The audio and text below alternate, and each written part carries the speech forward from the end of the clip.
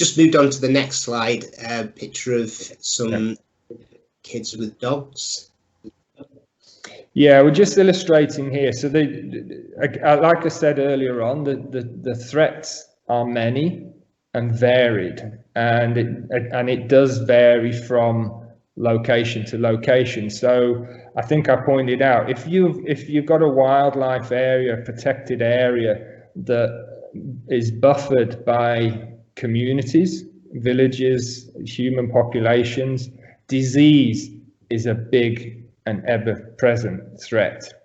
And to mitigate that, so you're talking about rabies, distemper, specifically the painted dogs and other wildlife. So what we do is we will run domestic dog vaccination programs, and we've done those to date with a UK charity called Wildlife Vets International. And every year we'll be vaccinating 1,000, 2,000 domestic dogs and cats. In the one that we carried out last year, the number of cats was startling. Getting an accurate number on the domestic dogs and cats in these villages is nigh on impossible. We do the best we can with that regard, and we'll do as much spaying and neutering as we possibly can. And we run these programs through our local government wildlife veterinary unit with support from Wildlife Vets International. And again, we're providing the resources, the logistical resources to reach as many of these villages. So we'll typically, we'll do a lot of campaigning leading up to it, and then we'll set up at different locations, morning and afternoon, moving around, and we vaccinate and against rabies and canine distemper, and we do a lot of spaying and neutering. And we're increasingly, again, because painted dogs are not related to domestic dogs, the vaccines that you use on domestic dogs don't necessarily work with painted dogs, but increasingly, if we immobilize a painted dog for a collar or snare removal or something like that, we will typically vaccinate it, but against rabies and distemper. But as you know from your own domestic dogs, that's something that has to be repeated. So it's one thing to do it with your pet Labrador, it's another thing to repeatedly vaccinate the same painted dog. And indeed, it's quite a controversy and very divided opinion on the efficacy of vaccinating painted dogs, and it was believed to be one of the factors that led to the demise and the local extirpation of painted dogs in the Serengeti system back in the sort of 60s and 70s, where it was thought that there was too much handling and darting and vaccinating, and it added to, they're already under stress, a lot of these wildlife populations, and that was sort of believed to be the camel's, the straw that broke the camel's back. But I must say, it's a very divided opinion on that. So anyway, so we will vaccinate. We have annual campaigns to vaccinate as many domestic dogs and cats as we can in the villages, and we will increasingly we'll vaccinate a painted dog that we've immobilized for another purpose, so either to fit a collar or to remove a snare or treat an injury, something like that. Yeah, and that's so because we talked about the conservation work that you're doing within the park, and this is sort of a nice step that takes you outside the park, because clearly, you're working with the local communities to vaccinate the dogs, but you're doing so much more with the community, and this really caught my attention. So if we can move on now to talk about how you're engaging sort of locals that live in the area of the park. but also in particular, the education element of it, because the education element is brilliant. And again, you just tell me when you want me to move slides and I'll move through them, because there's some great slides here that demonstrate your work in action. Sure. So this happens to be our local chief, who's one of our board members and a great supporter of us. And as the vaccination program is a good example of, there's multiple reasons for doing that, and not least is it's a benefit to the local community, because they don't want rabid dogs running around their community. And by law in Zimbabwe, you're supposed to vaccinate your dog every year. And that's easy enough to do if you live in a town. But when you're out in these remote villages, far even from the nearest main road, let alone a veterinary facility where you can, in theory, take your dog to be vaccinated. So it's a benefit to the local community. And that's really key when you're working as we are on the front line of conservation, and you're working in an area where there's a sizable human population that is bordering that protected area. So in our immediate area here, the population is more than 20,000 people. And you cannot work in isolation from that community. So you can do one of two things, basically. You can put a physical fence around that protected area and then manage it and protect in that way. Or you can create a virtual fence where you're now dealing with the local communities and you're addressing their needs and wants. And if you move on to the next slide, it kind of illustrates a typical situation that this can be happen on a weekly basis for us. So the chap standing up on the left is one of our staff. I haven't got my glasses on, but I know it's one of our guys. I think it's Dominic Nyati. He's one of our sort of community outreach people. And this is a typical setting in these rural villages.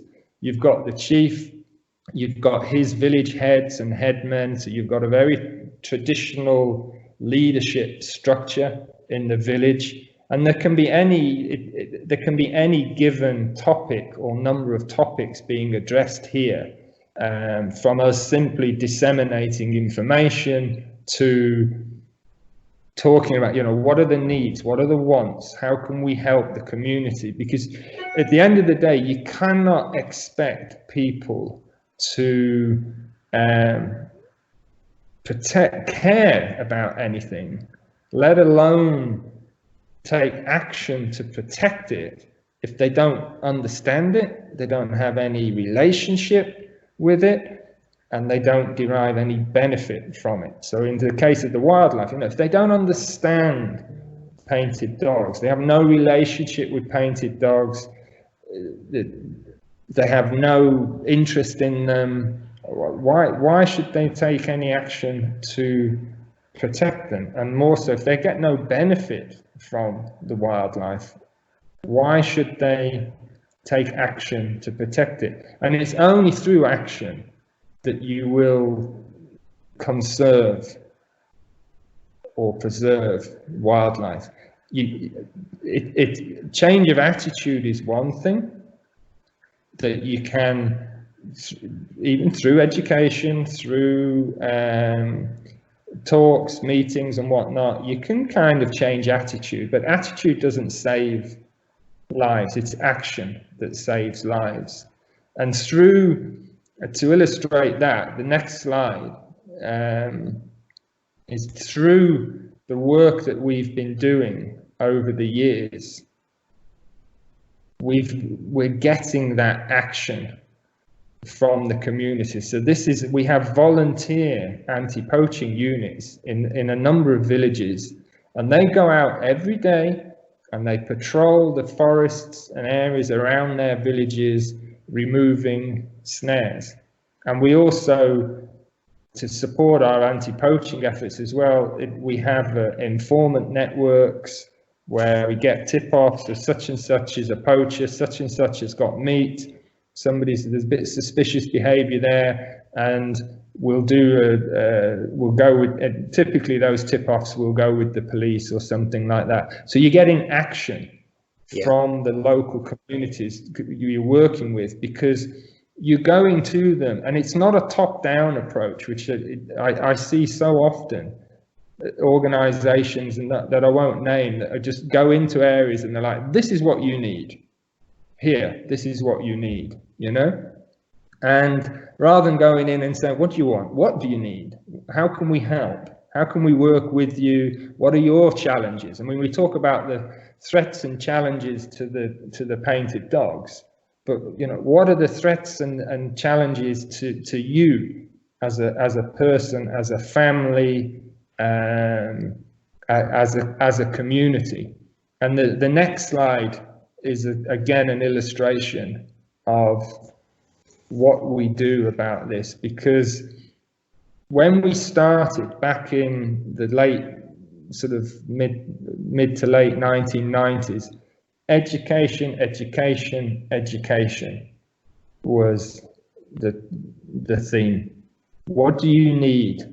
How can we help you? Multiple meetings, like the previous, that slide that showed the sort of meeting under the tree.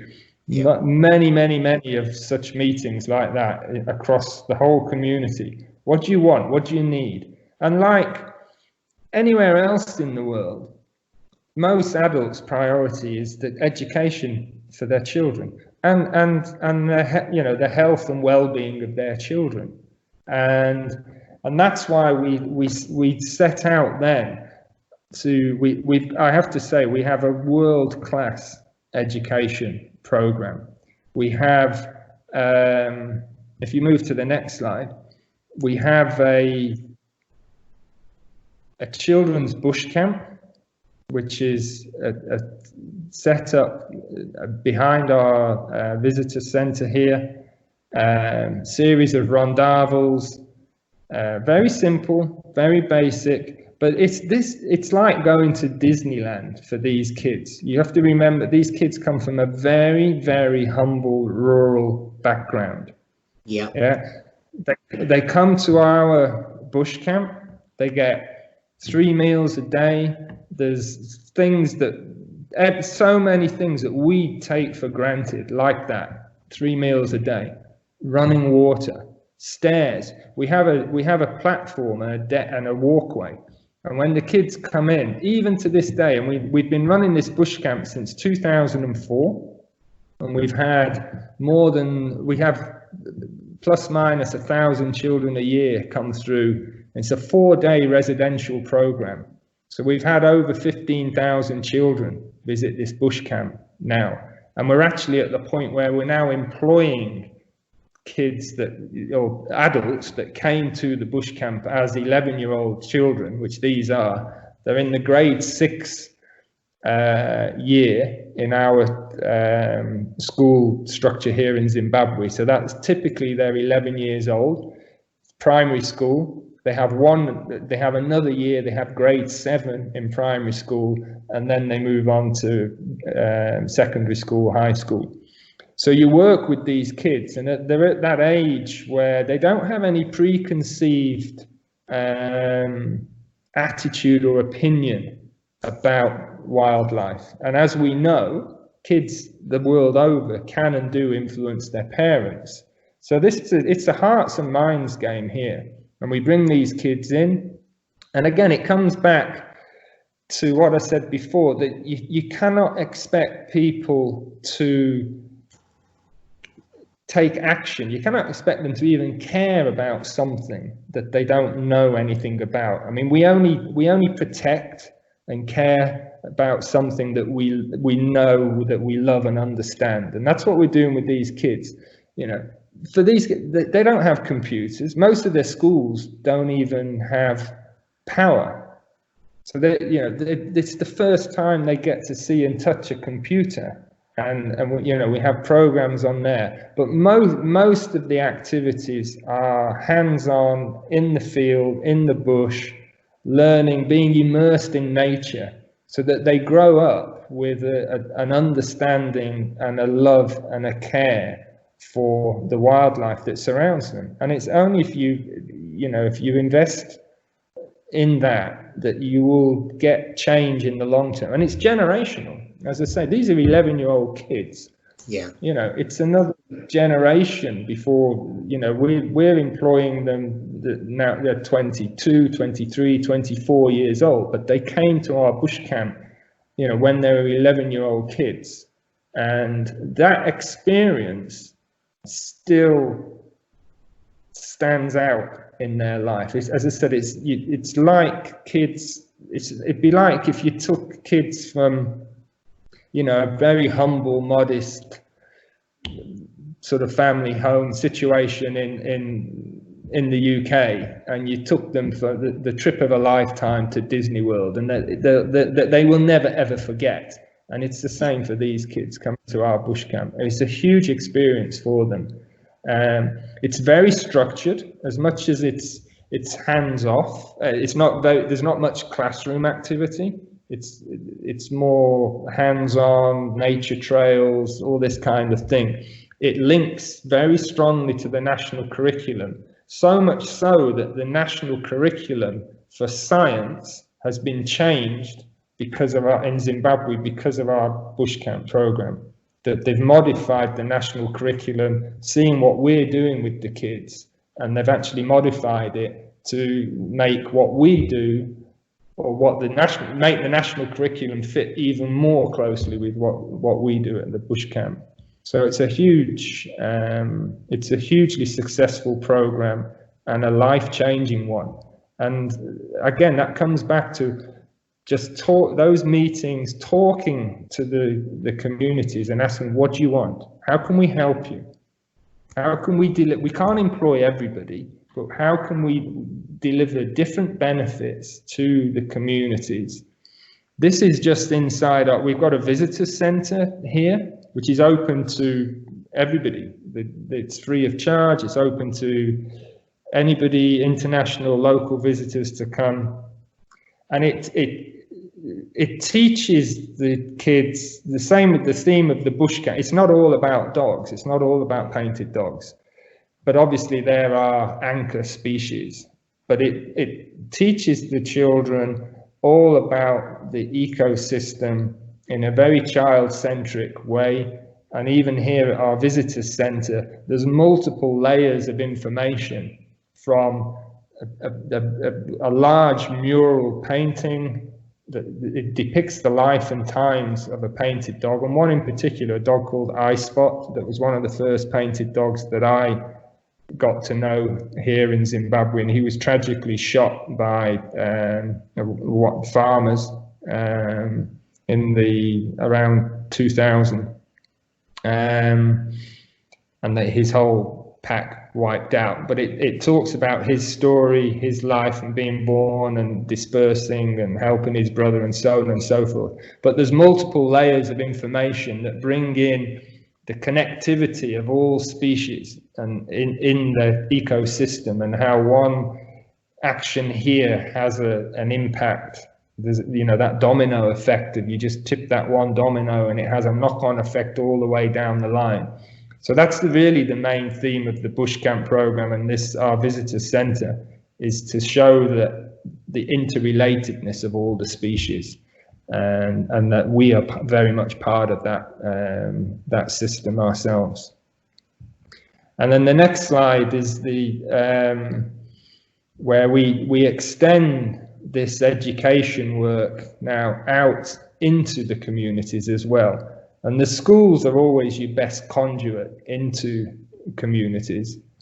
And we have what we call nature clubs, conservation clubs set up in all of the schools that we deal with. And we run typically, as you know, there's all this World Environment Day. There's every day is a World Something Day, and we kind of hook into those, the ones that are relevant to conservation. And each term, we have 3 school terms here.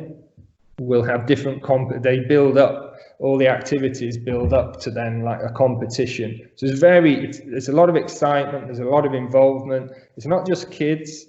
It's adults. This group here actually these are prisoners from the local prison, and the dance group that's formed in the local prison. And we even got them involved to show that there's no element of the community that you can't involve and interact with. And, I mean, they're not hardened criminals or anything like that. And we get them involved in nature, in conservation, so that it becomes a part of their everyday life.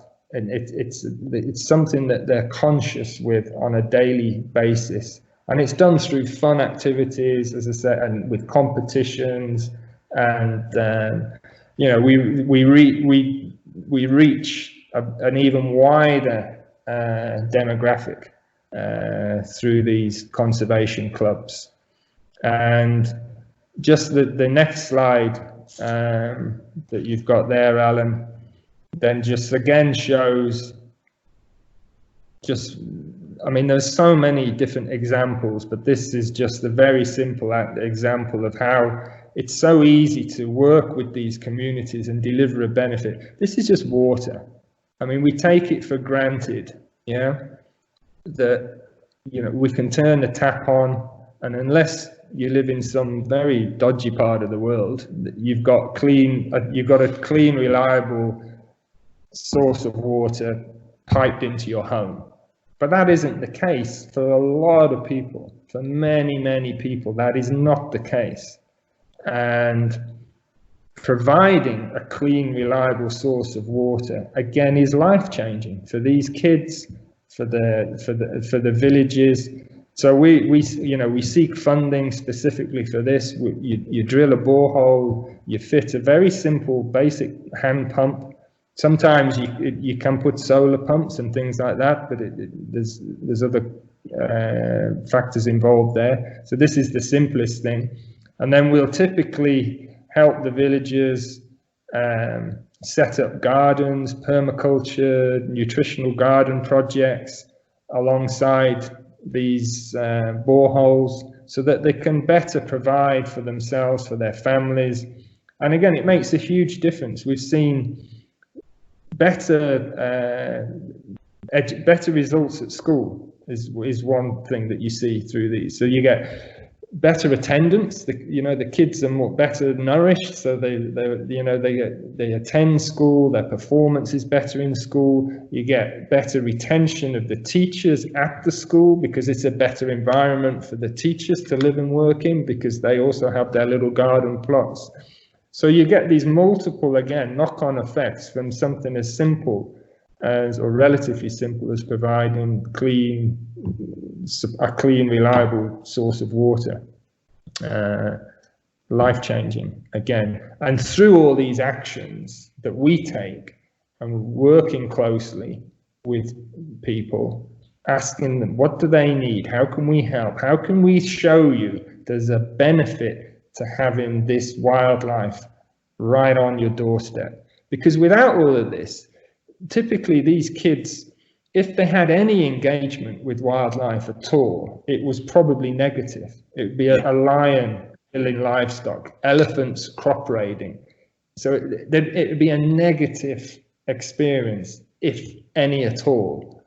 And you're changing that dramatically through our education program, through the bush camp, bringing them in for 4 days, changing that whole perception. So if they do suffer, or their neighbour suffers crop raiding or predation from on a livestock, there's more tolerance, there's more understanding. And we've got so many examples again of that, with specifically even with painted dogs. I mean, we had a situation a few years ago where the painted dogs, they killed this old man's goats. And we had, at that time, we'd had over the years 1 or 2 reports of dogs, painted dogs have killed this or that, and we drop everything and we investigate those. And up to that point in time, they'd all been false claims. And as soon as we turned up at the village in question, so, oh, we're here to, oh, painted, oh, you're here, yeah, we're here. We've heard that painted dogs killed some, you know, Mr. Moyo's livestock, and they're like, no, that was a hyena. That was jackals. It's not the painted dogs. Very clear. As soon as you know, you get messages get diluted, as you know, Yeah. But we would, so by the time it might be third or fourth or fifth hand by the time it gets to us, we'll still investigate. But in this particular case, it was true. I mean, Jealous is always at the forefront of these as the absolute expert. And he came back to me and reported, yeah, these dogs have definitely killed this guy's goats and everything. And I was like, you know, this is the last thing we need right now. And we're making such progress. And so, you know, what do we do? How do we handle this situation? And it was a village that we didn't, it was sort of a little bit far from us. It was on the periphery of our main sort of core operating area. And there was nothing like, there was, you know, do we compensate this guy? What do we do? And there was nothing like that. I went to meet the guy and we talked to him, and he old man, and he talked so passionately about goats are nothing. Look at what the dogs do for us in the community. Look, we have the bush camp, we've got the clinics that you bring in healthcare to us. You know, you're working with us, the boreholes, and he just almost rambled on, but with passion, about everything that the painted dogs were doing for him and his villages. And as a consequence, the loss of 2 goats was nothing to him.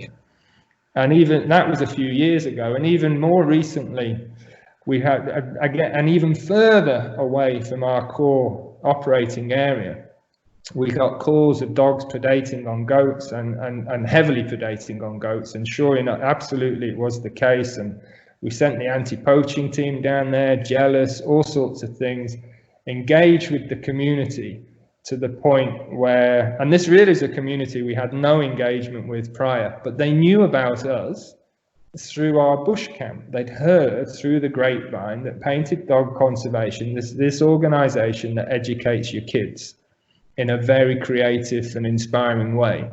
And it was basically like, look, you need to move these dogs, but we will make sure they understood us. You know, it's like, look, we can't move them now. We have to wait until they den. And when they're denned, we have to wait a little bit longer till the pups are sort of 3 or 4 or 5 weeks old, and then we can move them. But that's the only time we can move them. And they're like, that's okay. We will accept the losses and we will protect the dogs. Nobody will harm them.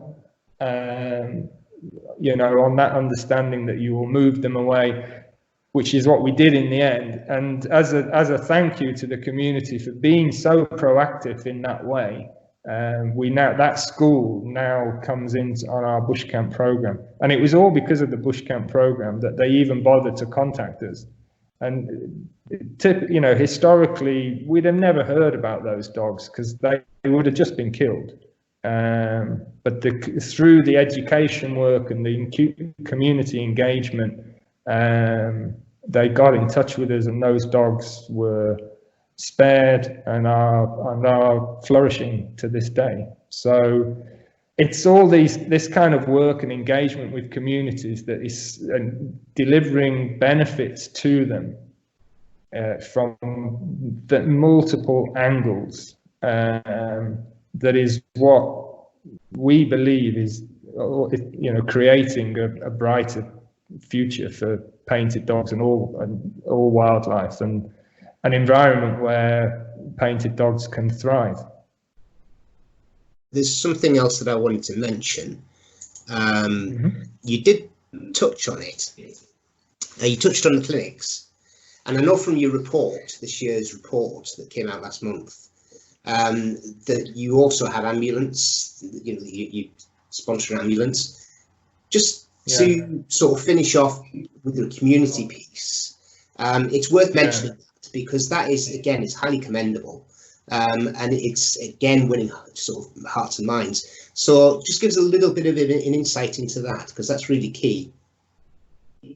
Yeah, so I think you're referring to, obviously we're all in, as you are there in the UK, we're in lockdown here in Zimbabwe due to this corona pandemic, and we work in this area. We've got our nearest hospital is about 100 kilometers away, and we work with 5 rural clinics that are in this sort of catchment area that, a 20 to 30 kilometer radius from where we are now. And one of those clinics we actually built from scratch. We partnered with an American organization called Wildlife Vets International, and we refurbished these clinics, the 4. We built the 5th and set up really effective HIV/AIDS testing, treatment, counselling, mother to child transmission, and family planning, all sorts of things. So reasonably, given the very rural setting, reasonably high quality healthcare. But with this, I mean, thankfully at the moment, our the corona pandemic is not seemingly impacting us yet. I think at the time of speaking, I think we've still officially, I think there's 30 cases recorded and 3 or 4 deaths, sadly. So we're in a way better situation than a lot of places at the moment, and I must say the government here, the much maligned government, I think they're actually really doing a very good job in trying to keep it that way, and they're absolutely doing the best they can. But it was quite obvious to us, working as we do with these clinics, that they had nothing. They had no, I mean, and I know from the media there's talk of the PPE equipment and everything is a common theme, but here they literally had nothing. So we contact through the doctor, the main doctor at the hospital that's 100 k's away. We basically contacted with him a supplier, and we've provided PPE equipment for the hospital and the 5 clinics that we work with: masks, gloves, over aprons, whatever they need. And we're even in the process of importing a ventilator for the hospital, or respirator. I've mixed up the 2 and they seem to get mixed, but basically the machine that you're going to need to be hooked up onto if is serious. I had oxygen tanks that I've had basically for a while. If we're immobilizing painted dogs, sometimes it's handy to have oxygen on hand, but I had spare ones, so we've donated those to the clinics as well. It's part of it's almost corporate social responsibility for us. I mean, we're part of this community. Again, it comes back to, what do you need? How can we help you so that you help us? And obviously, it's a very, very appropriate level of support that we can provide at the moment, as we're all facing this this pandemic with no obvious end in sight. So yeah, obviously it was greatly received. We got a lot of press, a lot of thanks and praise from the chief, and there's 2 chiefs actually in this area that we work in, So, but it was a given. And it's not, we didn't have money for it. It's not part, we don't have a budget for that kind of thing. It's not something in, you know, it's not something in February I even expected to be doing, let alone when I'm preparing, you know, budgets in sort of October, November, December last year. I'm looking and preparing budgets for 2020 and beyond. Buying PPE equipment wasn't on the radar, but you find a way to do that. And, you know, we have great support in the UK, Netherlands, Australia, and America. And yeah, you know, we were thankfully in a position where we could do that. So yeah, hopefully it won't even be needed. But at least they've got the stuff. Yeah.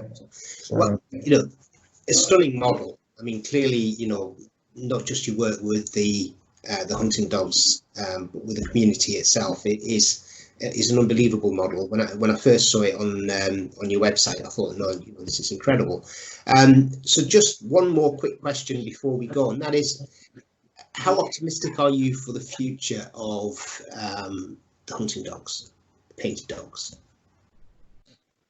I have to say, by nature, I'm not the most optimistic. I'm typically, but you know, you have to. That's, you know, there's a contradiction there, because working in conservation like this, on the front line of conservation, you're eternally optimistic. And you know, there can be excruciatingly depressing days, and nothing depresses me more than being involved, or even getting a report of dogs being snared and other wildlife. But you remain optimistic. You force yourself to be optimistic. The population, specifically the painted dog population around here, around the Wangi National Park and surrounds, is the highest it's been in 20 years, and it's increased. It's stabilized at the level at the moment. And, you know, I think we can safely say, you know, we've certainly played our part in that situation.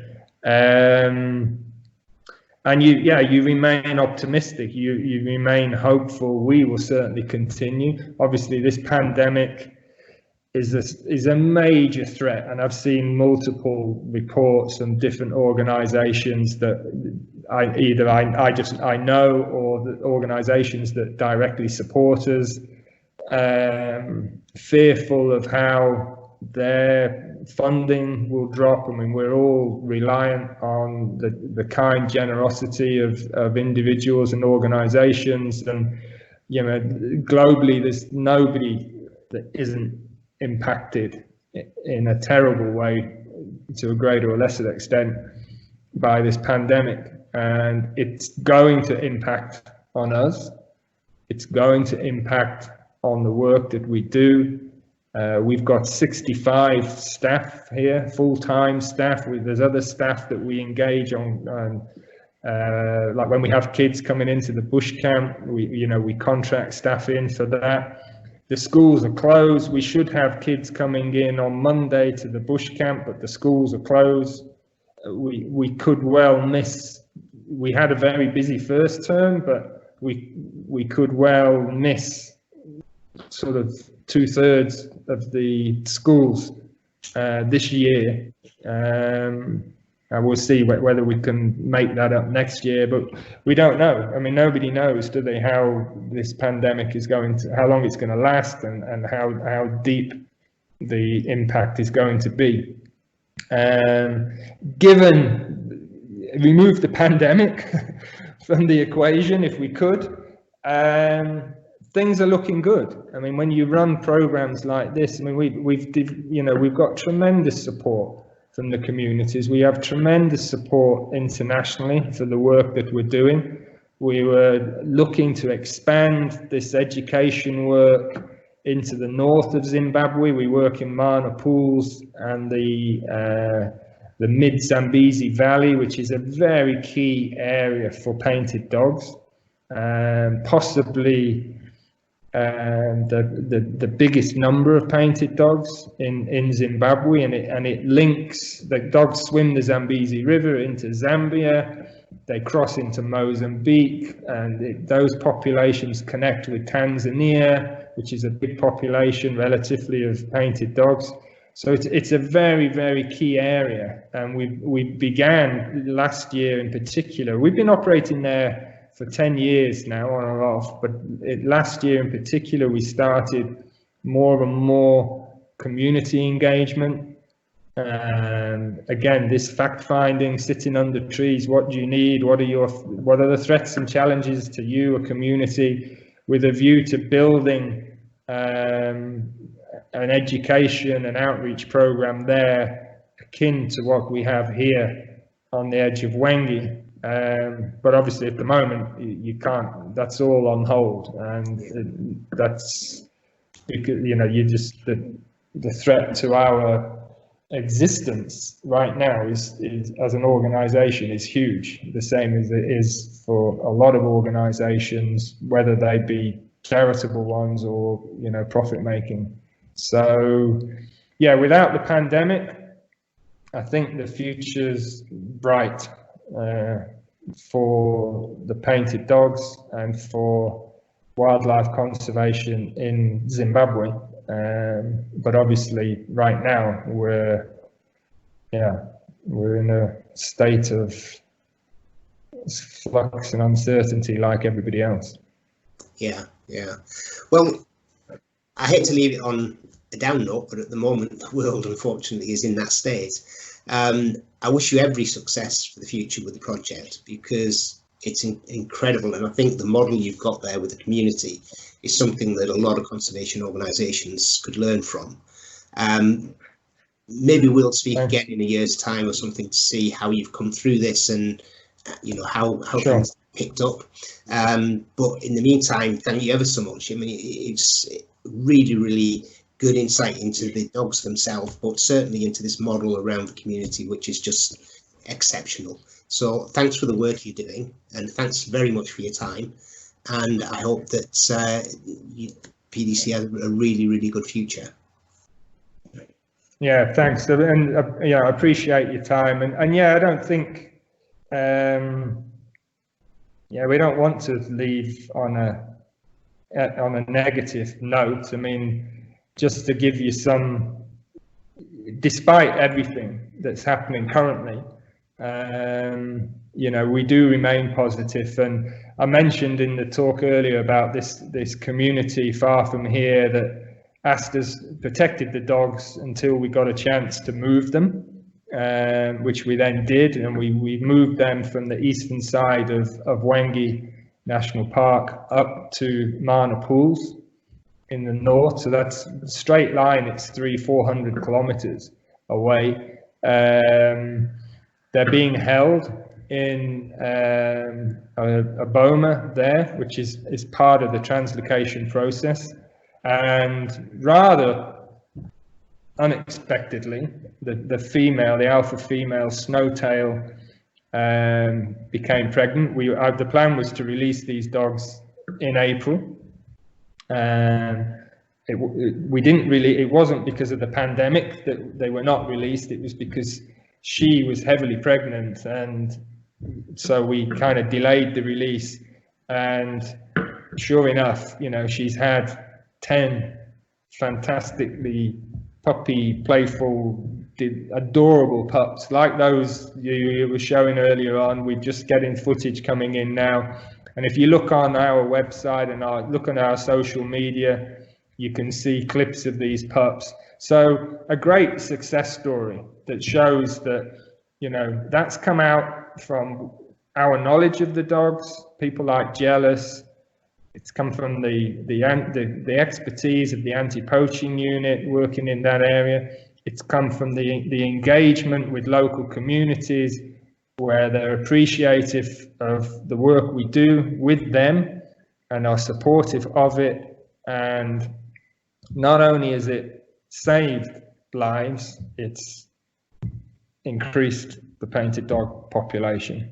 When there are so few, you grasp those success stories, and so it's tremendous. It just shows that, like, as you kindly pointed out, a model like we have at PDC, where we have kind of direct action strategies, monitoring, intervention if we need to, anti-poaching, and we support that with extensive education and community engagement.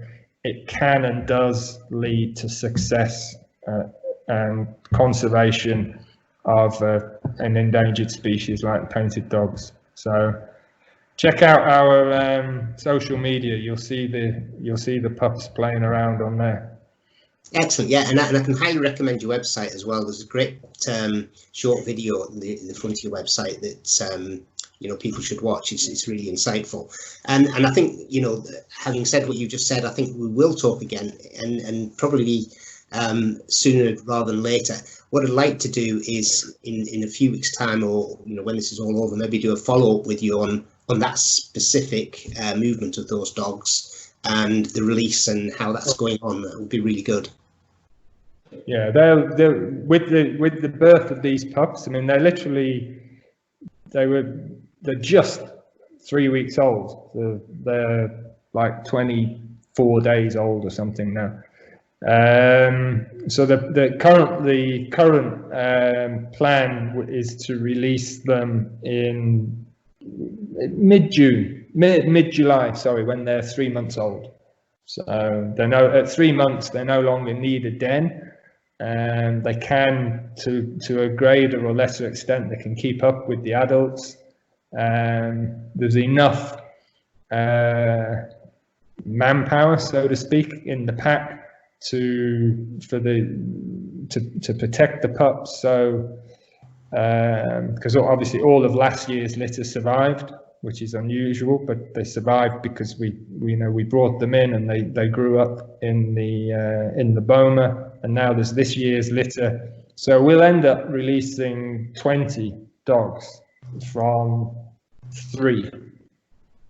So this whole intervention and work with the communities has taken that pack from 3 to 20 in 2 years, which that's a success. Yes, that's a big success. Yeah. So yeah, we'll reconnect in July. Yeah, definitely, and we've turned it around. That's a really positive note to end on now. So thank you again ever so much, Peter, for your time. I mean, it's been amazing. It's been really good. And again, I can't remember your colleague's name that took the photographs, but thanks for the use of them, and they are amazing. Yeah, that's Nick Dyer. So have a look for our book as well, Painted Wolves: A Wild Dog's Life. I will do, and if I find it, I'll put a link to where it can be purchased on underneath the YouTube site, so that people can go and purchase it. For now, thanks very much, Peter. Take care, and I'll speak to you in around about July, August. Okay, all the best. Brilliant. Thanks a lot, Peter. Bye now. Cheers.